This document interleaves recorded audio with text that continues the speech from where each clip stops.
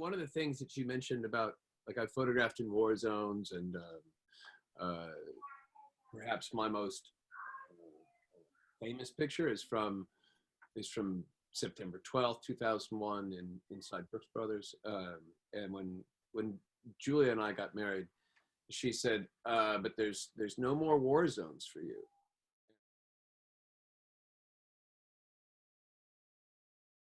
I left. It was like Wednesday 2 weeks ago, um, and I've been talking with some of my students about photographing in the city, and some of them were like, "Hey, I want to go down to the city. What do you think I should do?" Blah blah blah. I was like, "Well, do a little recon, see if you can get around." And they said, "Okay, all right."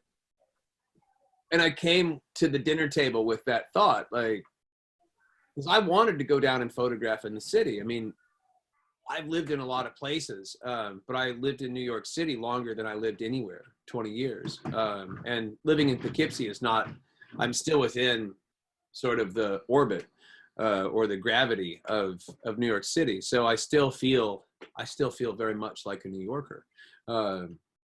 And I was there on the 13th of March. And so then, almost 2 weeks later, I'm thinking, God, I want to go down and photograph. I felt really strange being on the sideline of this really important thing happening in my city, in my home. And less than 24 hours later, my agent that I've been working with since 2001, he sent me a text saying, "Hey, would you maybe be interested in doing a piece for the New York Post?" And he said it'd be an architectural thing and it's a portfolio piece. I was like, talked to everyone about it at the dinner table, and Julia said, "You said that you would not be photographing any war zones." I was like, "Yes, dear. All right, you're absolutely right." And it was so the fact that I really wanted to do it because of my situation now, I couldn't just go do it because I wanted to. Although I was thinking about exactly how I might shoot it for weeks, what I might do, if I were let loose in the city with the camera, like what I might photograph. And I had a list. I had a list that I've been working on. Was there for 4 days, and in 4 days I shot almost 3,000 frames, which is a lot of editing on the fly. But Street photographers have been photographing New York City streets empty for, well, 70 years. And they just get up early. They, find a moment when there's nobody there. What did you try and do that was different? Because a lot of people aim to show the streets empty even before the coronavirus. yeah, well, and if one wanted to, one could get up in the morning with a really slow ISO film or otherwise, and do long exposures, and you wouldn't see any people either. Yeah. So in this one, I think the captions are going to be instrumental. So if the caption says the date, I think in the future, in the not so distant future, assuming that this continues to decline, the days that I was in New York City are going to be noted as the peak of COVID. I've also noticed on a lot of these photos, you have one person with a lot of space around them, which makes them feel very isolated, just the way you shot it. Yeah. One of my favorite ones of this lady with this chihuahua. It's really just so great. There were some of these pictures where the timing is really important. So this says active driveways, no parking anytime, and her head covers the A. So it's New York time. Mm-hmm. There's a few of those where I just got, I don't know, I love the phrase, I repeat it often, luck favors the well prepared. So when I was walking around Times Square, and what I saw was the way the gate let the light that was in the parking garage come through, and it felt really, I don't know why it felt so ominous, but So you were the only person staying at the W Hotel in Midtown? That's correct. What was that like? It was really weird in about 1,000 different ways. So I walked in and they said, I walked into the lobby and there's no one in the lobby. There's like an empty desk and I didn't know to whom I should speak. And you're supposed to go up to the 7th floor, but that's not really clear by the signage and by how the numbers on the elevator are marked. So I was like, so I called somebody and they said, oh yeah, well, we're here. So I took the elevator back up the 7th floor. And I'm like, where is anybody? And then somebody on the door like, hey, how you doing? I was like, hi. And they're like, you're Sean Hemmerle. I'm like, oh, stop. You only guest. And she said, yeah, you're it. So across Broadway, I see this building. And when I see these lights on in the building, I thought, that's nice. I'm alone in this building, but there are people there. So I took this picture at like 9-ish when I got into my room. Before I went to bed, like somewhere between midnight and 1 o'clock, I looked at it again, didn't think anything. But at 6 o'clock in the morning when I woke up, about 45 minutes before dawn, these beds are still unmade in exactly the same way. The exact number of lights were on. I'm looking at my camera like, fuck, man, there is nobody else in that building. Wow. And there were other shots that I had of other buildings. This building, which is a huge building, not a soul there either. There wasn't anybody else in Times Square. I arrived at St. John the Divine. My agent had called me and he said, hey man, they're going to turn St. John the Divine into field hospital. Can you get there? And that's why we like hightailed it up there. I knew that I didn't have much time. And I just immediately set up and started like as quickly as I could. But again, I had a really strong idea of what I wanted to photograph when I got to St. John the Divine. Yeah. And the first thing I did was that shot, which is not the shot. But there were these crates that were all stacked up from Samaritan's Purse. And on the side of them are stencils that say what they are. And it's all like, you know, like a stack of these boxes was an ICU. Another stack of boxes was something else. And I was like, wow, that's fascinating. And the stencils on the boxes like really sort of tell the story. If one stands in the center of the sanctuary, there's this predominant arch. And the boxes are sort of off to the left-hand side. So I wasn't speaking to anyone, but I didn't want to be too conspicuous. And I'm like, I got 15 minutes, so I'm going to shoot this way. I'm going to shoot that way. And then I'll go over there and get the shot that I think is the one. Just sort of like to where this guy doesn't get too suspicious of what I'm doing and stop me. So the shot is like sort of left of center in the sanctuary with all these crates stacked up and this beautiful, I don't know how tall it is. It feels like 10 stories. There's probably more like 7. This beautiful stone arch and then the altar and everything back behind it. But what I wasn't really counting on, and I was sort of annoyed by it first, was there was this like purple light.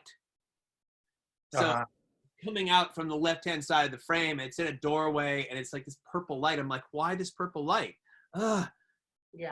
But I get the shot set up, and on the bottom of the frame is this purple light coming in from the left-hand side, and the floodlights from way up high that are super bright and are sort of on the boxes is like a yellowish, orangey yellow color.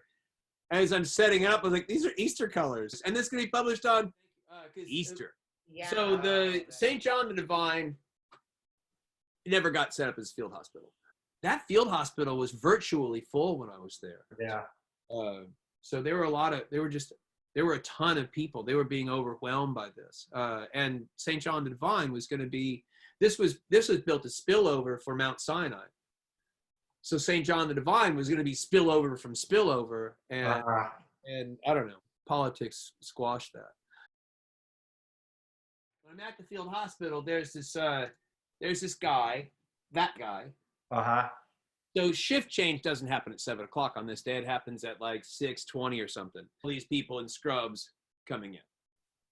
And this guy, who's a pastor from the Charlotte office, is out there giving everybody that comes in a little elbow bump. There were probably 100 people walked out. Maybe it was 100 people. There was a lot. We just kept streaming in. And this guy got every single person. And just watching him do it, just the sweet humanity of his gesture, I was standing there just crying, watching him do it. I was like, I can't believe how, like, I didn't know where he was from. So I went up and I talked to him, and he's like, yeah, I'm from North Carolina. I'm like, wow, you came all the way here to do this. He's like, yeah, you guys need some help. So I'm thinking at that moment, I don't agree with this guy. No, I don't agree with this guy. Yeah. I'm sure his views on abortion and gay rights and I don't know, 1,000 other things, they don't jive with mine. But in this moment, I'm feeling pretty proud of this guy for taking the time to come up here and do this. They had 10 ICU units. 7 of them were in use. And while I was standing there, an ambulance came in, and I bet the person that was in that ambulance was like the 8th person in the ICU. And this is when it's just like, in the city at that time, it was totally quiet. You could hear birds, and the thing that would pierce that silence would be ambulance sirens. Yeah. So I was down at Wall Street, so I photographed the restaurant on Wall Street. I photographed the Exchange, Trinity Church, the Oculus, and the Oculus is the mall in Oculus is where I got this Apple store photo through the window. It was like press the camera up against it, and there was another situation where a security guard came up, and she was so nice. Sir, I don't think you can photograph here without a permit if it's professional. I said, well, I'm on assignment for the Post. This is a public space. I'm okay. Thanks. Uh-huh. And she left. Holy God, that's the luck. And my assistant is looking at me like, how the fuck did you do that? And she was just like, okay. And she left. And I was like, oh. I'm just like lining up my shot again, thinking she's going to be back any minute. I'm talking to my assistant. She pokes back around. I was like, no, I'm sorry. I found out that you actually do need a permit. And I could probably call over. And she was just so kind.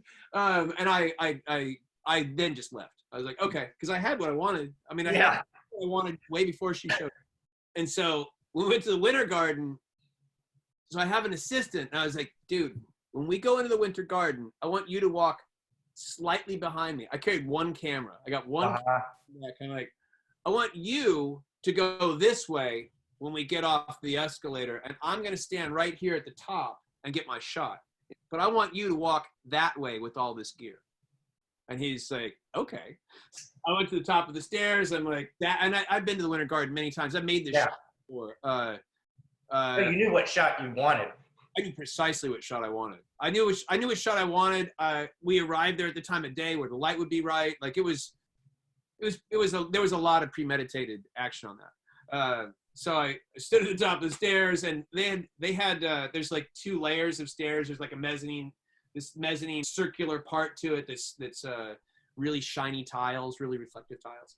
And so the palm trees that are in the Winter Garden are reflected in the floor. And I was like, this is it. No, it's beautiful. The first instinct was I've got a 35 millimeter lens that has image stabilization in it. So I was shooting everything that had people in it sort of at a slow shutter speeds where there'd be a little bit of movement. That was like, aesthetically, that was also another thing I wanted to do. Like anybody that was in the shot, I wanted to have movement with them, a little bit of, I like the blur because the people that are in the frames are not so completely identifiable. And so the any one of anybody aspect of it, like, we're all New Yorkers, and you could be this person, I could be this person. So anyway, that was part of it. And so this 35 has image stabilization, so I can shoot handheld, slower shutter speeds. Like I can shoot like an 1/8 of a second with that lens. So I was like, la la la, doing what I do. And after a while, I was like, I so have this shot, and I need the gear. So I went and found my he was dutifully like over somewhere else, drawing everyone's attention. I was like, Guards following him around. He's going around in circles. following him around. And they were paying no attention to me. I was like, finally, he and I were gathered in the same spot, and I was like, I'm gonna try this in the 24 millimeter because I had a 24 millimeter tilt shift lens with me as well for interiors. So I was like, I'm gonna try this handheld because I know as soon as I pop out the tripod, they're gonna swarm. Yeah.